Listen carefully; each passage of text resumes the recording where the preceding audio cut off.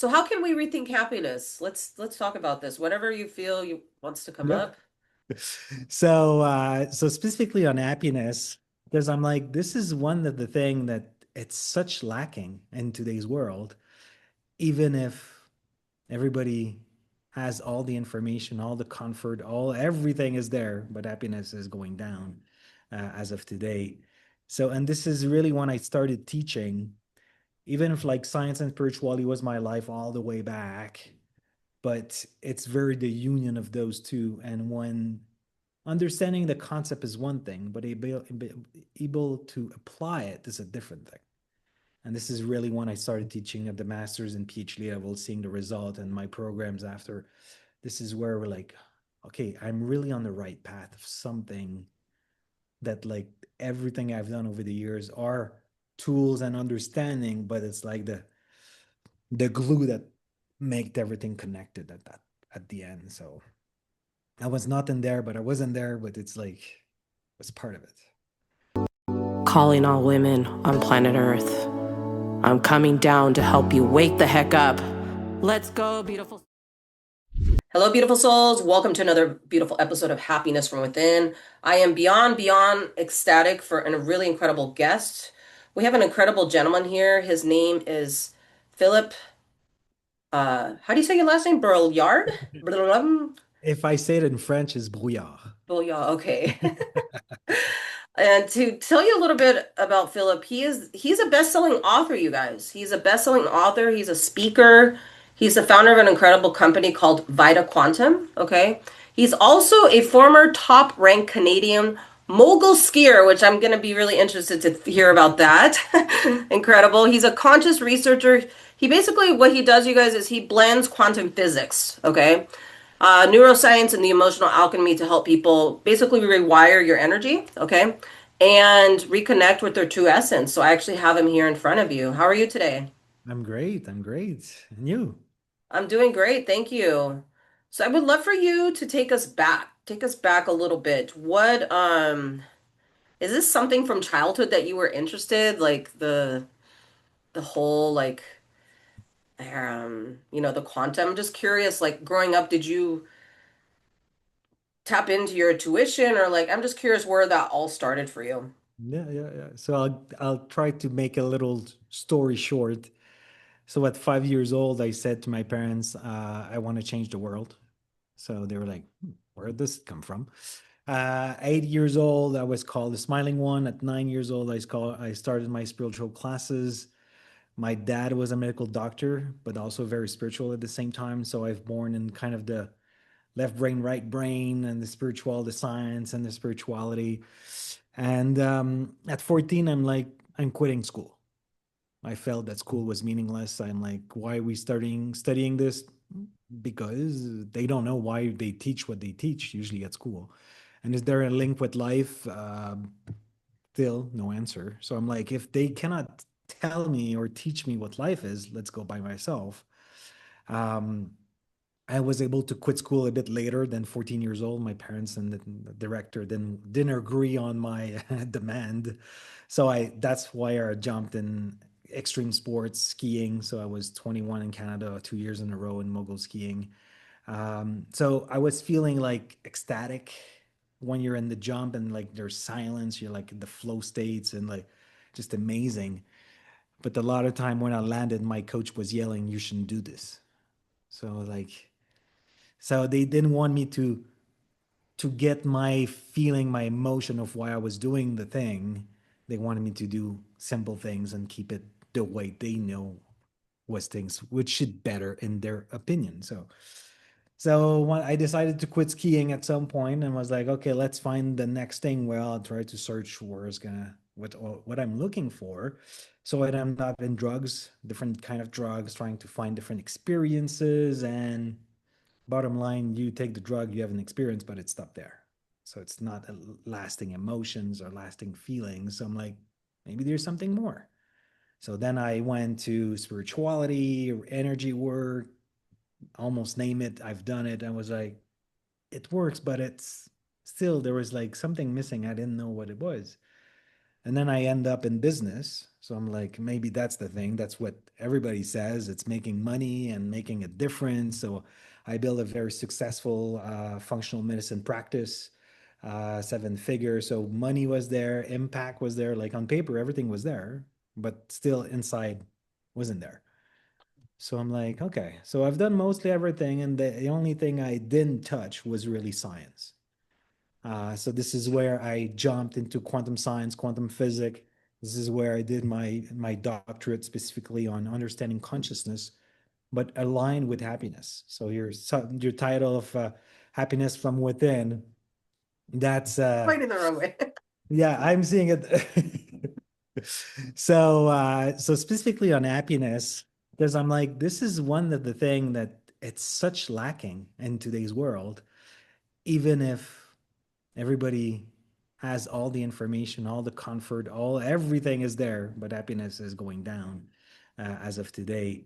So, and this is really when I started teaching, even if like science and spirituality was my life all the way back, but it's very the union of those two. And when understanding the concept is one thing, but able to apply it is a different thing.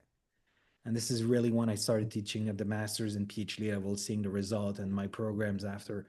This is where we're like, okay, I'm really on the right path of something that like everything I've done over the years are tools and understanding, but it's like the glue that made everything connected at the end. So I was not in there, but I wasn't there, but it's like it was part of it. Wow, I love this introduction so far. I'm so excited for this. Oh my goodness, this is incredible. It's like basically from the time you were a child, Yeah. right? Yeah. It's Yeah. like I feel like what spirits tell if it's okay to tap into your energy, like it's basically you were reincarnated as like you were probably like some sort of spiritual leader, and I'm sure many times in another lifetime, but like you've been vibrating in a higher consciousness, like way above 3D since like you were a child. I think that's amazing. This Yeah. is the kind of type of people I like to have on my podcast. You're Even talking if you look my at the language. book, Rethinking Happiness. And so that's what it is. We're talking about the same thing, maybe differently, but it's Yeah. talking the same thing. And a lot Oh of my. time I say like real inner happiness, because if we just talk about happiness, studies, dictionary definition is like very wrong for what real happiness is.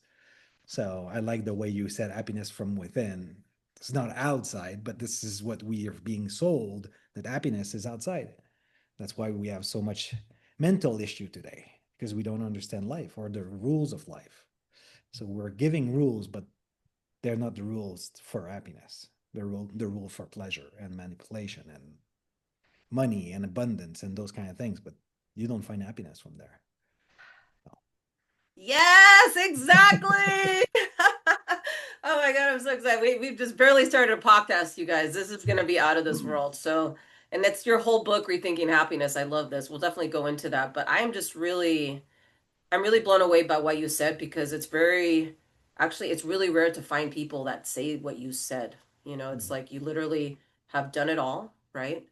Yeah. And I've interviewed over 100 entrepreneurs, right? And they all have a different perspective of happiness. There's no right or wrong answer. But what I really love what you said of how like you've tried everything and you're just like, oh, people say it's this, right? Like maybe if I do this, right? But it was like you going within yourself, right? And you're just like, no, this is what it is. This is about the happiness, right? I'm curious to ask you, Philip, have you ever heard of Daisaku Ikeda? No. Okay, I just want to take a moment to talk about him. He's actually one of Okay. my mentors. He actually spread world peace basically around the world Okay. since 19 since the beginning, like 1952, and his mentor also. But it's all about this concept of happiness from within. It's actually a form of Buddhism, right? Okay. But the reason I mentioned Daisaku Ikeda, right, because the practice of SGI, right, it's all about tapping into your inner diamond and finding that happiness from within, right?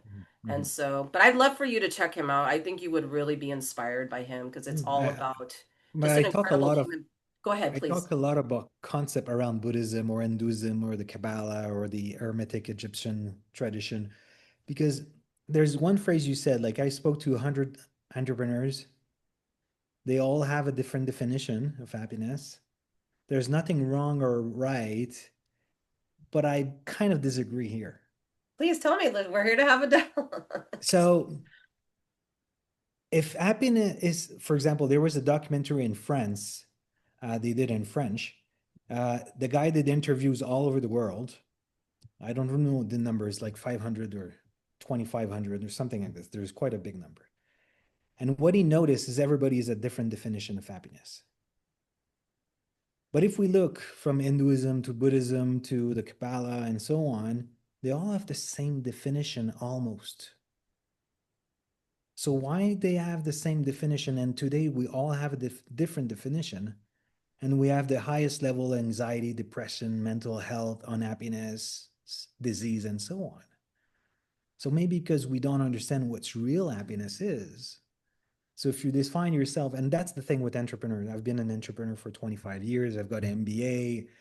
It's like, okay, so what's the thing with entrepreneurs? Most of the time we become entrepreneurs because we don't fit in what we were doing before. We're like, I don't like this, let's go the opposite. It's for freedom, it's for liberty, it's for aligning to yourself to what you really want to do. But then a lot of time you get stuck in this and you think it's the next level that's going to bring you happiness. And we know in psychology is the hedonic concept is like it's the rat race. Every time you hit the next level, you feel good for a certain amount of time and you go back to the same emotional level before. So you think you gain happiness, but you're not gaining happiness. You're getting pleasure, which is very external. So the next milestone, the next thing, and next thing. So a lot of times, like, okay, but if we understand happiness from the spiritual side, Yeah. they're saying happiness is a raising consciousness, is raising who you are. It's not about something external. Yeah. So that's why happiness is very subtle at the same time. So we can have like different definition, but it has to fit in my perspective, as raising who you are as a human being. Because if we're understanding the goal of life is enlightenment in some ways, raising consciousness is the same thing, and happiness fits in the same mold. So you need to be careful in saying, oh, this is my definition, this is your. Yes, but so if you don't get it, how are you? How do you feel? If it doesn't change anything, you might be in happiness.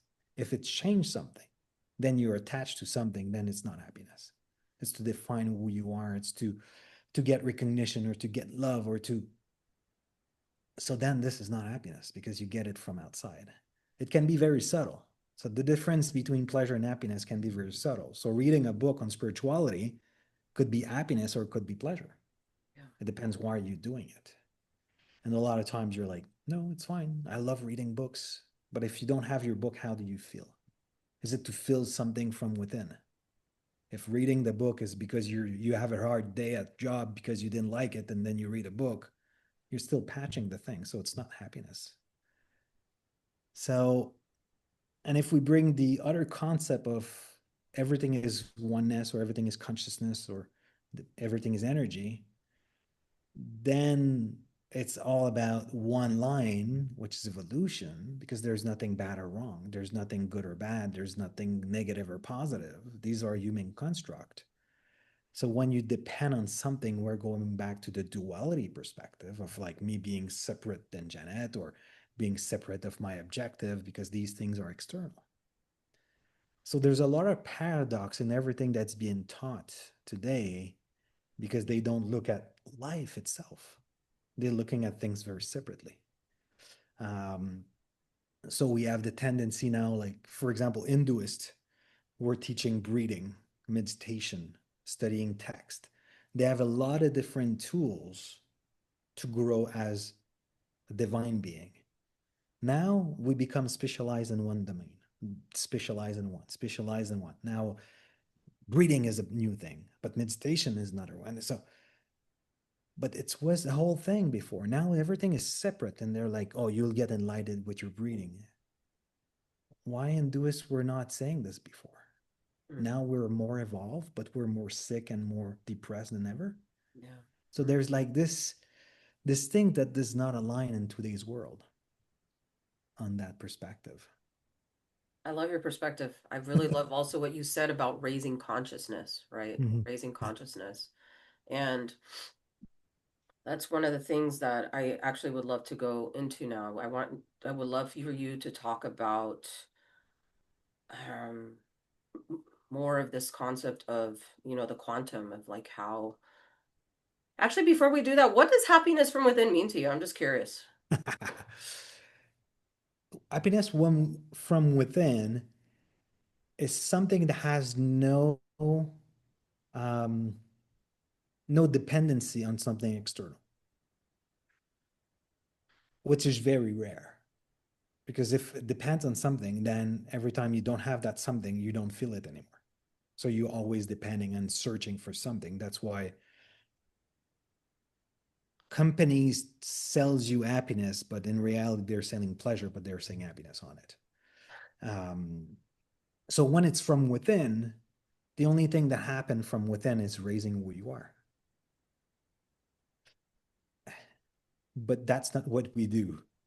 Because most of the time, we're not about raising who we are, we're about fixing things from the past. Wow. So there's a big thing I'm talking since a while now. It's like therapy, which is the big trend of today. Yeah. We'll do Reiki, we'll do family constellation, we'll do this, hypnosis, or whatever it is. It's about fixing who you are. That's mean you're broken. That's because we don't understand that you're perfect. So even if we go back to spiritual tradition, you can read and study them. They're never saying you're broken and you need to be fixed. But that's what we do today. It's about raising who you are again. So we're an industry of today which is great because we're helping a lot of people, but at the same time, like, can we just raise who we are? So if we understand like everything is energy, just to quantum physics says that. So everything has a specific vibration depending of what it is, and everything interact on that perspective. So if your trauma from your past is attached of who you are today, has a specific vibration of who you are today. So the trauma is nothing negative, nothing positive. It's a vibration. If in the next moment your vibration is raised, so you don't have the same vibration anymore, the thing from the past does not vibrate with the new vibration. So I'm sure you've seen like people playing with the diapason, so they hit it, and the other one does not vibrate because they don't have the same vibration. If you have one that has, for example, 528 hertz, which is love in some ways, if both of them have the same vibration, you hit one, the other one responds automatically. So if you raise this, the other one won't vibrate anymore. So the more you raise consciousness, the more things from the past and those kind of things are becoming meaningless. And we know based on neuroscience, 100% of the thing that happened in your life are just interpretation based on who you are today. So they're not fact. They're interpretation of the fact. But the only thing you remember is the interpretation. So change who you are, the interpretation change, and those things become obsolete. So it's about confronting who you are, but human being crave certainty. So we don't want things to change, but the brain, how you reprogram the brain, which are the murmur effect in neuroscience, when you have something very uncomfortable because it's unknown, I don't know what's going to happen, you feel like a little bit shaken, your brain open up to be reprogrammed because they're like, there's something unusual, so I might be okay to change now because I need to adapt. But we don't want this. So our body, our neurological system craves certainty. So I'm saying a lot of times, like, do things that feel comfortable in the uncomfortable. And there's one fundamental concept in quantum physics is the uncertainty principle, meaning there is nothing certain in life. But we want everything certain. And our brain in neuroscience still is trying to predict the future all the time to make our ego survive in some ways. Like we want to look good or stay the same or like, but for what? For what people perceive. So there's nothing internal. It's just survival, it's protection. And then we're wondering why we're so stuck in in our own reality, where in today's world, like everything is possible, everything is accessible. We're living in an era where it's amazing, but at the same time, like we're complicating everything because, oh, what's Janet's gonna think about me if I'm saying this, or if I'm doing this, or if I'm dressed a certain way, if oh, I've got this in it. So all of this is happening unconsciously, so we want to protect everything, but who cares? Wow, I just love your mindset. This is, I think, the first time I've had this kind of sort of. This is really, really fascinating. Really, I just love like your whole aura. This is really amazing. So, how can we rethink happiness? Let's talk about this. Thinking happiness is you Wow. might see a thing upside down, I don't know, left to right, but it's unlock the secret of spirituality and true freedom through quantum physics. So the first thing we need to do, define what happiness is. So what we started to do a little bit. Um, and if we go back to what Buddhists are saying, the number one suffering in life is not understanding life or reality itself. So now, okay, let's try to fix this. Let's try to fix this. But what life? Have you ever questioned the question, what life? Who is the I and I am? Like we have those big philosophers from the past, like Plato and so on. They were questioning what life was. Today, no. Let's just make money and try. Okay, I don't feel good. Let's go see somebody's gonna help me. And like, so we're trying to patch things, but we never stopped and saying, why am I? Oh yeah, yeah. My mission in life is to get this business or to make this money, to do a world tour. We're still living if we're living as everything is matter, everything is physical, everything is separate, but we don't question those things. And it's funny because if we go back to the Newton physics and the classical physics, everything we learn at school, how we live is all based on those concepts. We're separate. We throw something in space, so we need to push it to make it move, and so on. So the laws of Newton, the laws of physics, but we have quantum physics that contradict most everything. And if they don't contradict it, maybe because we didn't question it yet. But we're like, okay, let's keep moving. It's very interesting quantum physics, but then what? So we don't sit down. So if we look spiritual tradition, what they do, they study a text, sacred text. Then they do a lot of different things. But that's what we do in our world. We read a book. The book was great. Next book. They read the text, they meditate on the text, they debate on the text, they read the text, they meditate. So they're trying to bring meaning from what they're learning. Now we're trying to check things that's done. And we feel good from outside, then we call it happiness. So we're pursuing something that's funny because when you look at studies, so my thesis is specifically on the subject of happiness. And you start reading studies and they're like, the only thing we can guarantee with happiness is the pursuit of it. I'm like, the pursuit of it? So that's mean you can never attain it? That's kind of a weird concept. And if we're going back to reading spiritual text, they're not saying this. So why today we're saying this? Because we're confusing happiness and pleasure. Pleasure, you can never attain it because it's like doing drugs. Drugs and pleasure, it's very, very similar. You do it, you feel good while do it, whatever, you can feel bad too, but it's you have an experience, and when it's finished, and then you want more. Yeah. And then we become addicted to this kind of pleasure, and we do the same thing with there's Dr. Gabor Mate, which is a well-known person in the addiction world. He worked from Vancouver in Canada, where there's a lot of drugs addiction, very, very high level. And he says like everybody 91% of people are addicted to pleasure, and the 9% else they just don't know. So what's pleasure? Everything you do on a regular basis that you cannot stop doing become addiction. So it could be reading a book, like I was saying, which is a positive thing, which is great, and a great addiction, but you're still addicted to it. And that's mean you're camouflaging something underneath. So it could be training, going to the gym. I went to an hotel. I live in Mexico. I went to an hotel in Mexico City, And when you go just at the entrance of the gym, it was saying like, this is your therapy. I was like, that's interesting concept.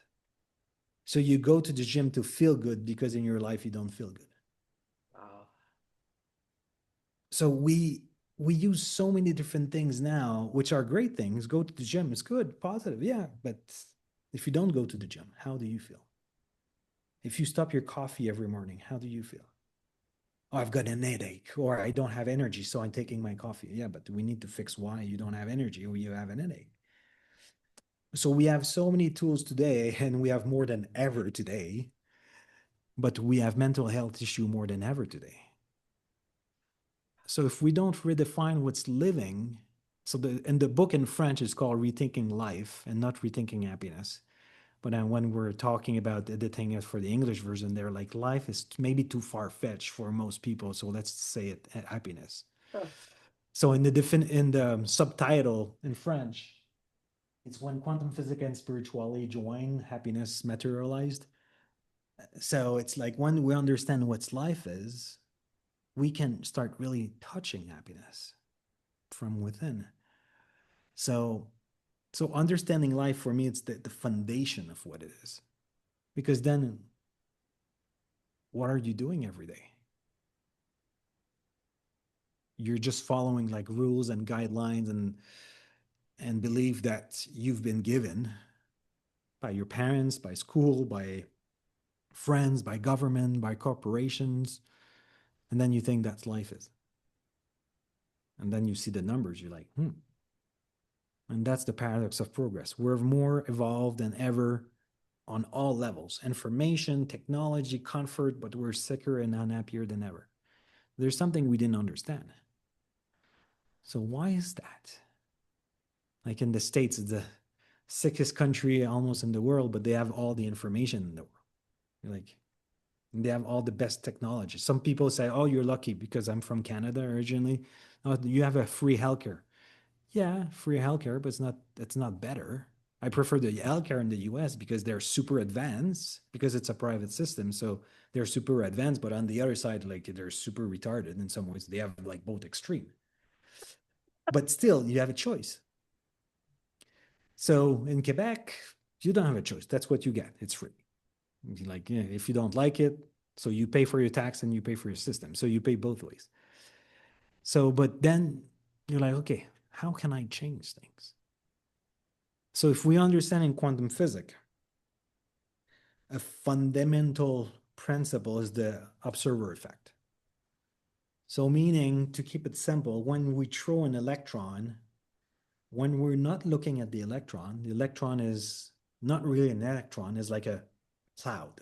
The electron is like everywhere and nowhere at the same time. So it's not a particle, it's just like nothing in some ways. When you look at it, it appears a particle in a space and time. So it in a specific point like XYZ. So it's a specific dimension, a specific point in space. So they said like every time somebody look at the quantum world, Yeah. the particle appear. So they're saying the observer is the one creating the reality. So, and people are like, oh, that's very good. So that's mean that every time that somebody's looking, they're creating their reality. They're not saying sometimes it works and sometimes it doesn't work. It says that's kind of the law. So when's the law? It's 100% like gravity. We can throw something, it's going to land back on the floor. I could try it a million times. It's still going to end up in the floor. So then, so you're the one observing your reality. You're the one creating your reality. So everything happening in your life, you're the one creating it. That's mean you're the one responsible for it. And that's the one you have the capacity to change it. So in a world where we live and everything is good or bad, then it's not become so fun. Because something bad things happen to me, I'm like the one creating the bad thing. But on the other side, when it's positive, I'm like, yeah, I'm the one creating it. So then we become like, when it's positive, I'm the one creating it. And when it's bad, it's chance. You're like, doesn't make sense. But that's how a little bit how we function. But if we go back to everything in life is about evolution. So everything that I'm experiencing in my life, there's nothing good or bad. It's just about me for evolve. Then I can bring gratitude for everything happening to me. And then when I say everything, I'm saying everything. I'm talking about somebody close dying. I'm talking about a cancer. I'm talking about an accident. I'm talking, name it. There's no difference. So a lot of people in the classical physics world, they're like, yeah, it does not apply to human being. Okay, but so what's the quantum world? Quantum world is everything under the atom level. So electron, proton, photons, and like the small things. We can talk about smaller things, but how my body is made of all of those things, of millions and billions of those little particles. So if I'm made of all of those things, why would not apply to me? That's kind of a weird thing. And in 1982, in Mexico, the researcher Jacobo Kringberg-Zibbelbaum says, okay, let's do a research. So we take two groups of people. There's two per group. So group A, there's person A and B, and the other A and B. So the first group, what they do, they just sit down in the mid station, in the waiting room, just waiting for their turn. And then they send person A and B in Faraday chamber, meaning there's no signal, nothing can pass through the walls. So they send light flashes and sound flashes at person A. So when we know those things happening, our brain is reacting. The brain reacts to those kind of things. And then what we expect, person A, the brain reacts. Person B, nothing's happening. He doesn't see anything. The other group, what we do is we make them meditate for 20 minutes together. It's about being one. It's about connection. And we know when we take two electrons and we make them connect, we call about the entangle process, the quantum entanglement, is whatever, if we separate the electrons from one side of the other side of the universe, what I do to one, the other one instantly react without a question. It's always working. So we make those two persons meditate for 20 minutes in the goal of making them as one. We send person A to chamber A, send person B to chamber B. We send light flashes to person A. We see person A brain react. And at the same time, the brain of person B react. Person B never saw any light flashes, never saw anything. But his brain is reacting exactly like person A. Huh. So now you're like, whoa, how is this possible? So you're sending things to Janet and Philippe react automatically without seeing yourself with him. Like technically those walls block every signals, every anything. Instantly, there's no time difference. Huh. So are we quantum being? Huh.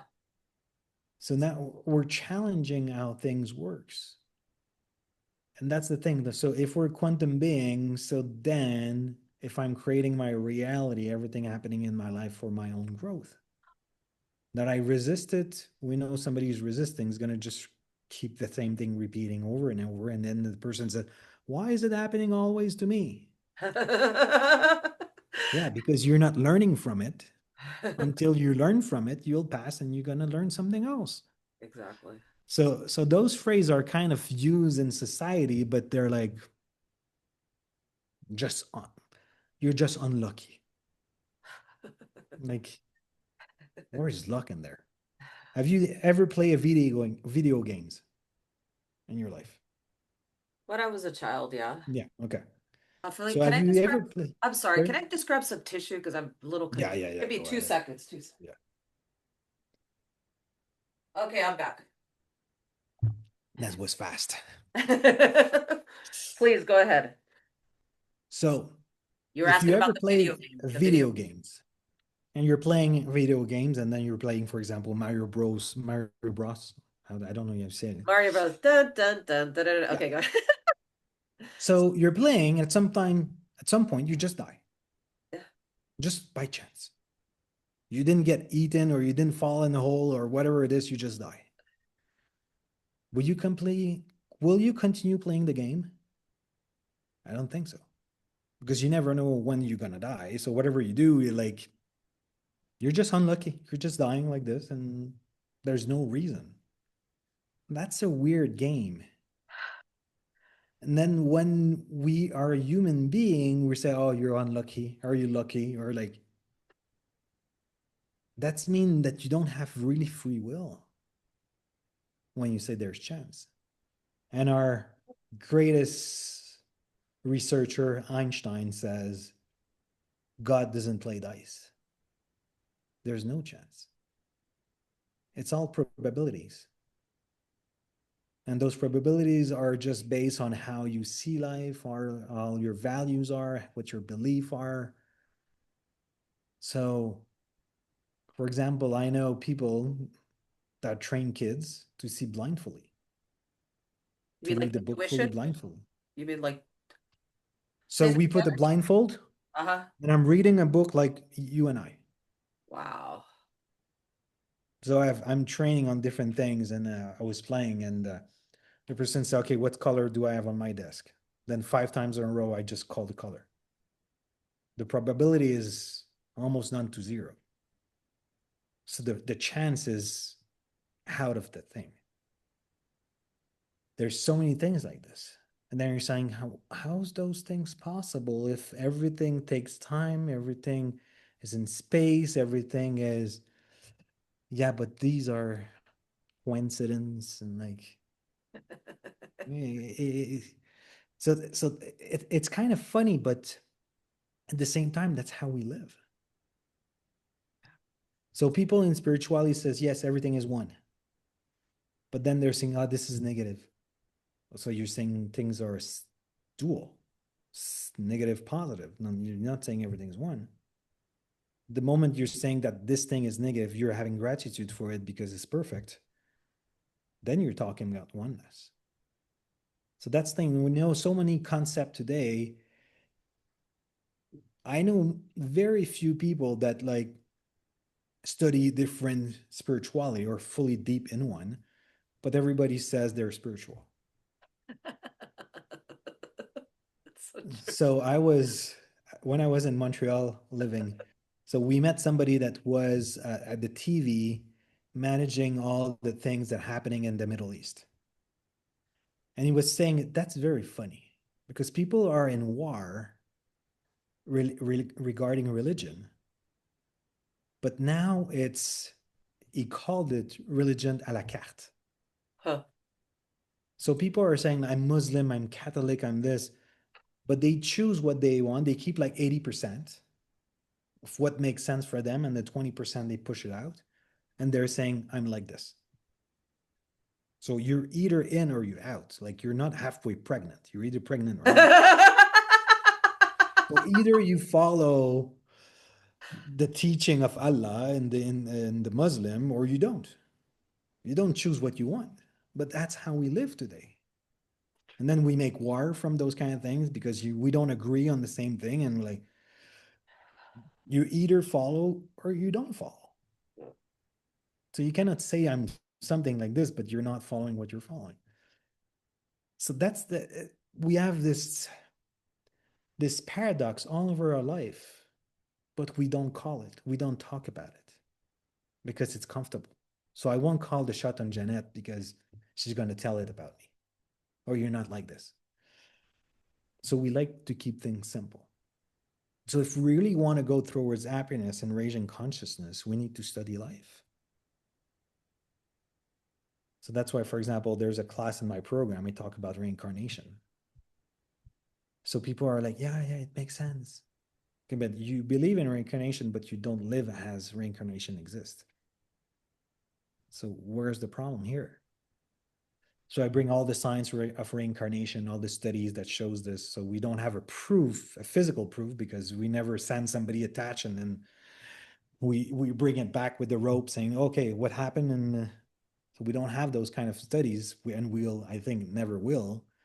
But there's so much other proof that like, if this is not a case, what is it?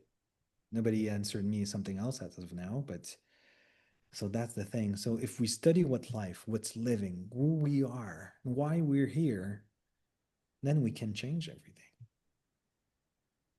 So if you talk to the people that are on their deathbed, so meaning they're very close of dying, Yeah. There've been successful entrepreneurs, like they've accomplished so many things. They won't talk about any of those. They will talk about the connection, the thing they missed. I didn't go to vacation because I had this business thing. They're gonna talk about I didn't go to the vacation with the family.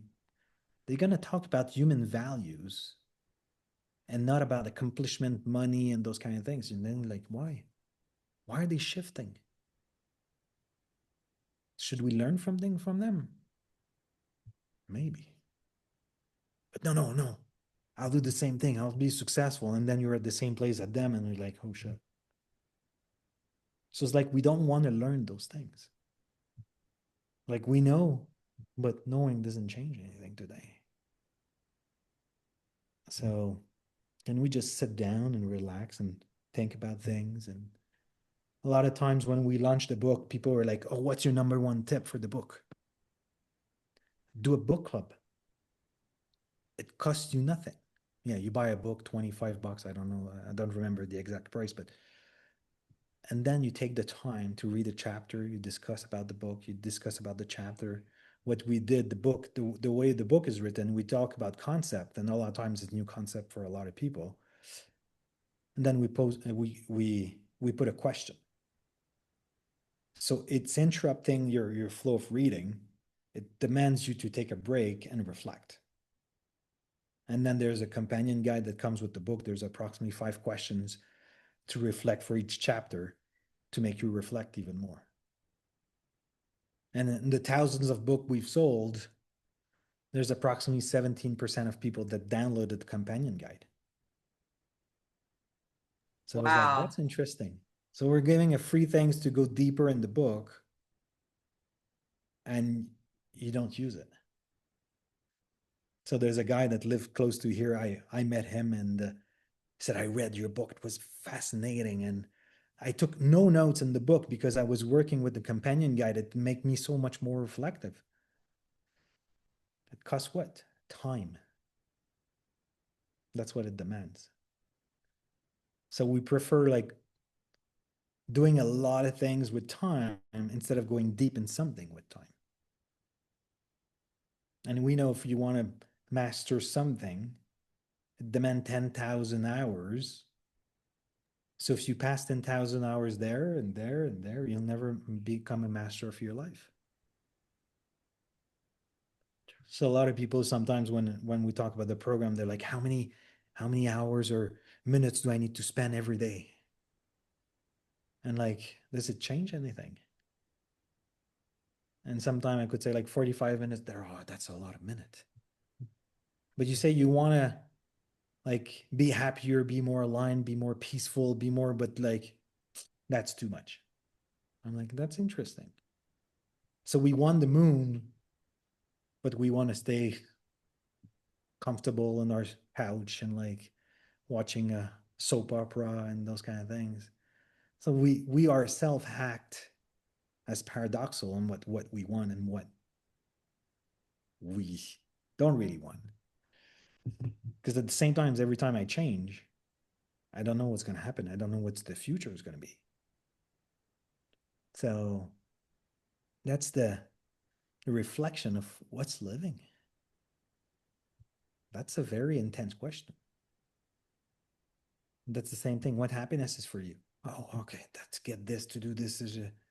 It's about being. There's nothing about doing or getting. So, yeah. Wow.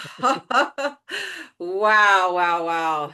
Gosh, I feel like this has been going on for 2 hours. I feel like we could go on. It's only been like what, 40 minutes? I feel Yeah. like we've been t I really feel like we're on a different, like we jumped like 11 timelines. Like this is insanely like amazing. Wow. No, I love so many things that you're sharing. Um, I'd love to share something Yeah. just because you were talking about living life, right? I'd like to just be a little vulnerable if that's okay. Just Yeah. Go ahead. kind of touch on what you were saying.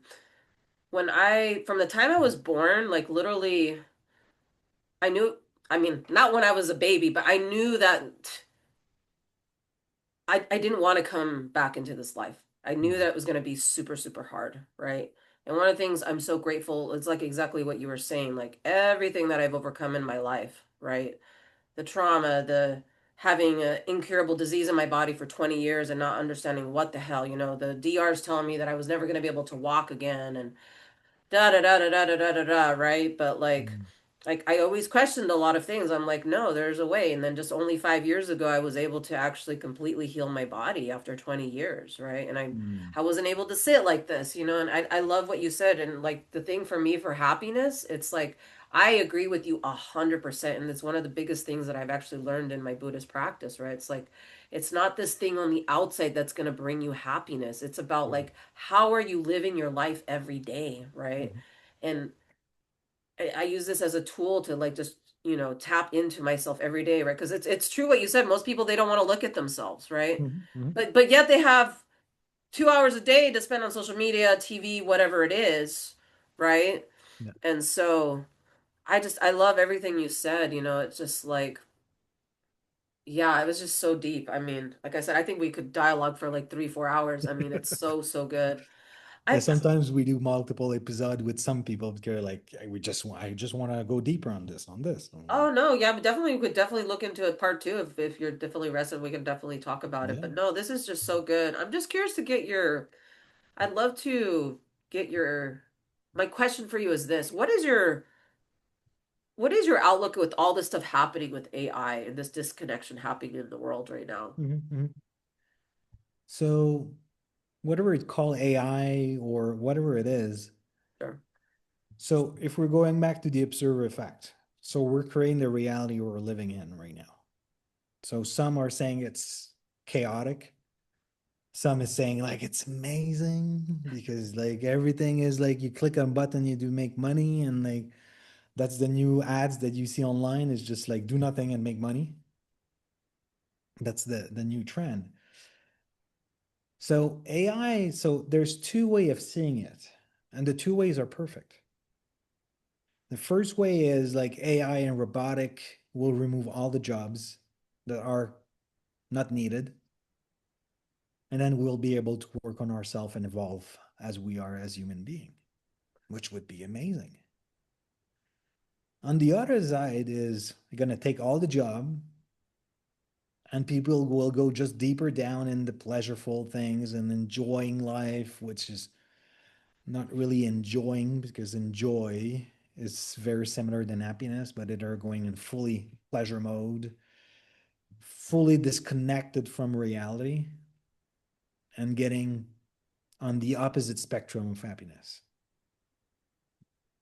And if they're going this route, it's perfect. They're going to learn from something from there. But we can look at from a different perspective, like, oh, this is going to be dramatic. We'll have no more freedom. We'll get nah, nah, nah. And the other, then we go in judgment for what happening. And we're going back to this duality. So, for example, COVID is a great example of what we lived. COVID, I was enjoying life. I was traveling all over the world. There was nobody in planes. Flight tickets were cheaper. I was not vaccinated. And where people were like, what? Good for You you. traveled while being not vaccinated? Yeah. For me, it was okay. No problem. And then we didn't travel most of the time without a mask. Me and my wife and my friend was there. And every time he was like, yeah, but people will say something. We don't have our mask. They were telling him, he's next to me, and they were not telling me. So I moved from Canada to traveling around the world to moving now in Mexico. I'm living in Mexico now. We closed the business. Me and my wife, she continued something else. And then that's opened up to what I do full time and doing my PhD and doing everything. Even I've started before COVID, but then I had a lot of time. So for me, it was a beautiful time. But for a lot of people, it was like nightmare, depression, and so on. So there's a story that we talk in the book, and because the book was co-authored with me and my dad, and he was the one writing that story, and it was like those two guys that live concentration camp. So very bad thing in our mind, in our perspective. So they became friends because they moved from one camp to the other camp, and both of them survive. And then many years later, they're meeting and they're like, how's life? First one is, oh, what Hitler did to us is like insane.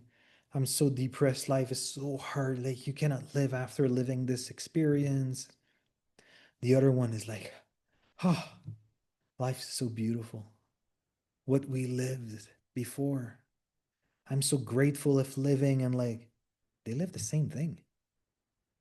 Why is one happy and the other one is depressed? Just a perception. So it's the same thing. We call it AI, we call it politics today, and we call it this and that. And people are like so depressed. They were like, oh, now 3 days ago, a couple of days ago, there was like somebody killed a big cartel guy in Mexico, and like people were like, "Are you okay?" They're saying the whole country is the what? The whole country? It's like if something happening, for example, in San Francisco is like New York is getting attacked. You're like, what? There's a country is big. Mexico is not big as the U.S., but it's still very big. And they're saying the whole country is under attack. They're like, what? And then I become stressed because of this, especially if I live in the country. I'm like, oh no. So I should arm myself and protect myself. And like, no, life continue. And you either react to what's happening, or you do like if you don't react, that means it does not affect you. So a big concept that's being teach and talked about is the mirror effect. So people outside of you is their representation of who you are. I'm sure you've heard something like this. So if you're always judging, and me doesn't change anything on me, that's mean I'm not the same vibration. So it's not vibrating in me. So I don't react. And the next person next to me is always judging. He's gonna, ah, she's always judging. And the person is reacting to it because he sees himself in you, but that's not how he's seeing it. So if you're like, life is just beautiful, you'll see life just beautiful. We create our reality. Just to give you an example, there's this study. What they did, they take people and they're asking, do you think you're lucky with money? And some people say yes, and some people say no. And the middle group, we just don't care because it's not important.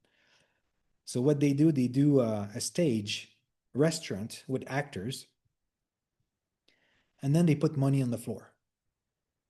And they're saying, okay, so if you're lucky, go in. And the lucky people find the money on the floor, and the unlucky people, which they say I'm lucky, they say I'm unlucky. The unlucky doesn't find the money, and the lucky find the money. It's the same thing for everybody. The money's on the floor, is the same setup, it's the same actor, it's the same thing. What's the difference? What you believe. What you believe is who you are, creating your reality.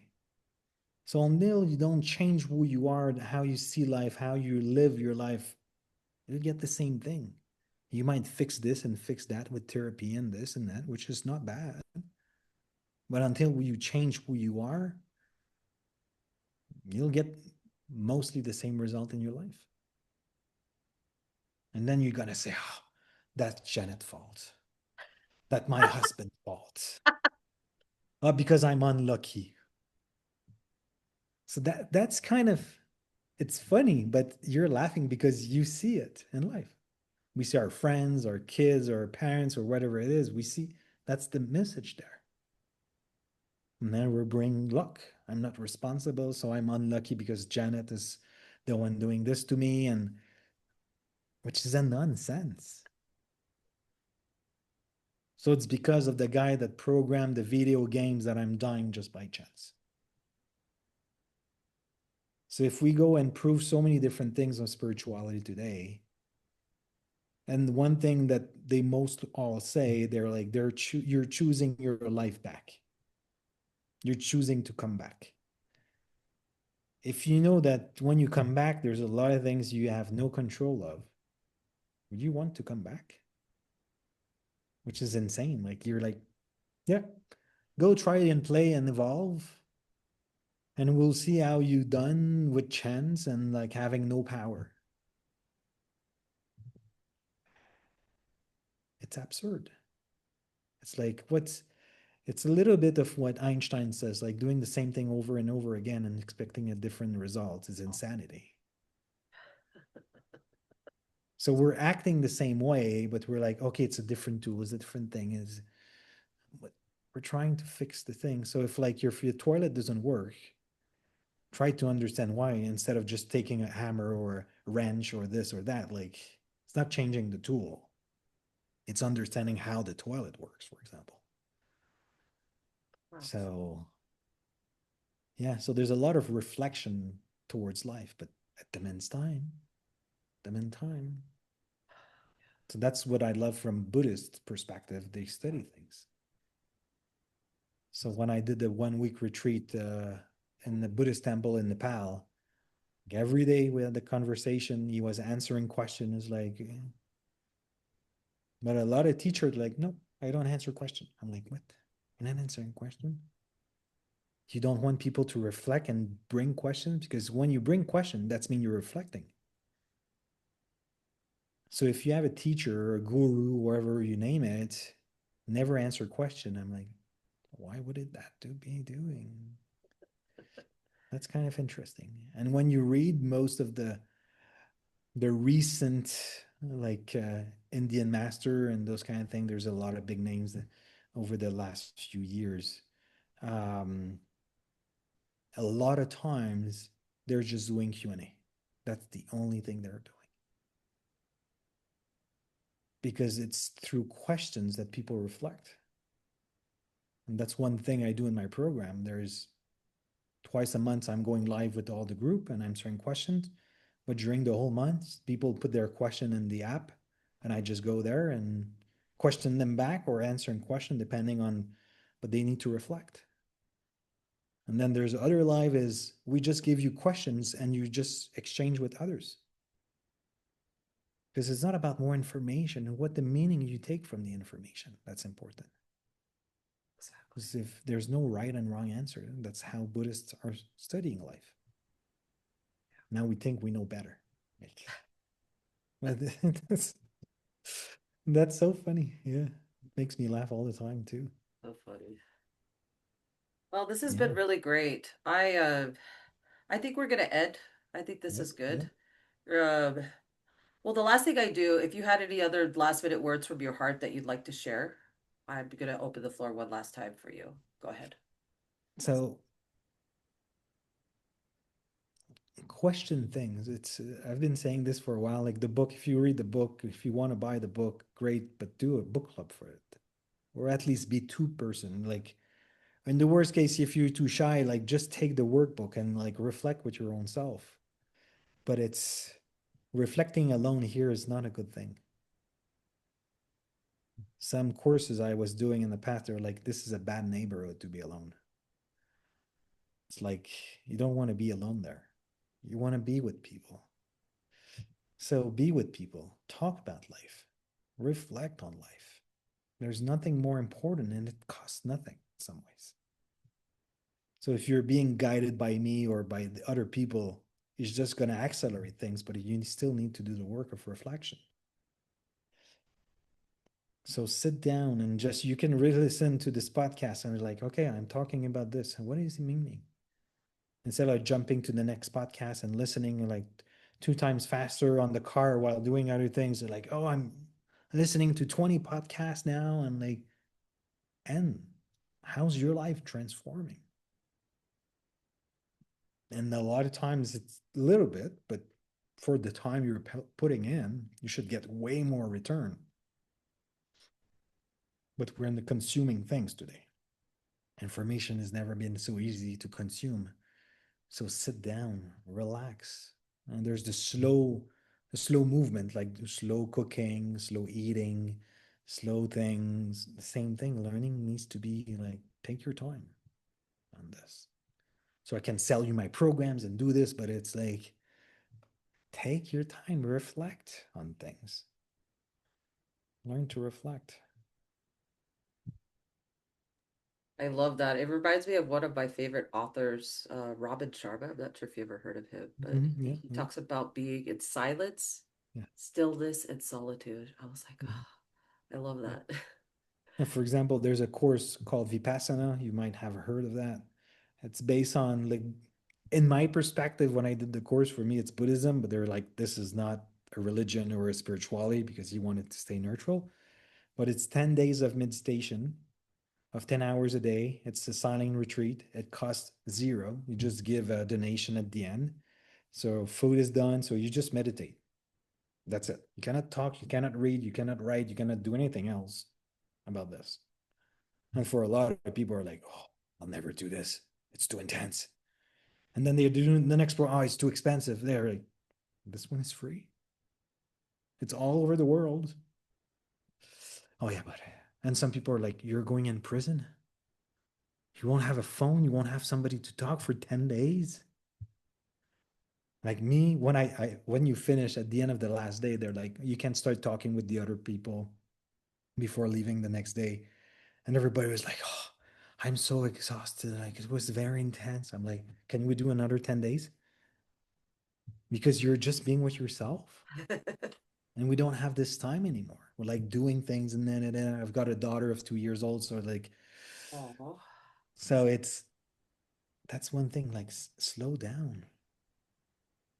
If you can allow yourself to be bored, you'll transform.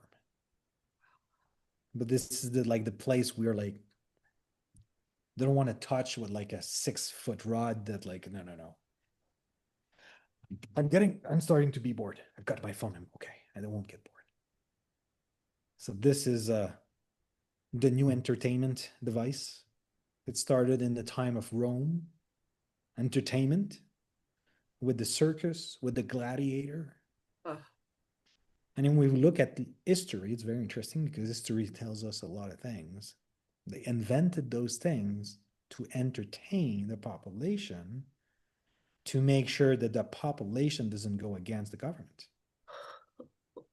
And now we're entertained 24/7. So when you look at history, we can talk about school system, we can talk about a lot of different things. History tells us the thing, but we never question things. School doesn't tell us question things. When you ask a question, the teacher says like, no, stop asking questions. So we can ask questions based on what it is, but not the big picture. So question things is the only things we can have that we'll never lose, but we all lost. So yeah, I'll stop here because we can do episode 2 and 3 right away.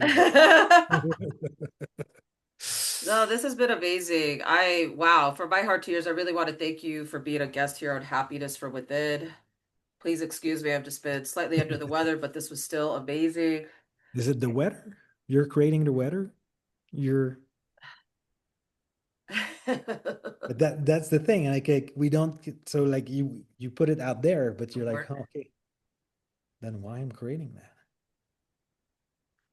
To be So very it's not easy. Even if you don't get the answers, it's not a problem. yeah, But at that moment, you stop putting your power outside. And that's, for example, if we talk about religion, God is always outside. I'm praying to God. I'm giving my power to Him all the time. And in one minded station, I'm taking my power, I'm taking back my power from God. And a lot of people react, they're like, oh, yeah, but if you think God is separate, then you were going back to duality. So then you'll get stuff from him that you didn't choose, then you don't have the power and everything, so you don't create fully your life. Yeah, but now they're trying to negotiate. I'm like, that means this false, this is false, this is false. If you want to believe that there's full of paradox, but that's a choice. I appreciate that. I really do. Thank you. I really appreciate that. Thank you. You're welcome. You're welcome. And really, truly, it's been an honor to have this podcast episode with you. And I will have all your information below and so people could get your book. And make sure you guys that you also do the free course that goes with it and re-listen to this podcast. But I want to thank you again so much. And yeah, we'll definitely reconnect again. I'll reach out to your team so we can set up a part 2. Okay. Thank you again. I'm just wishing you a wonderful, fabulous day. And thank you so much. Thank you. Yeah. Happiness.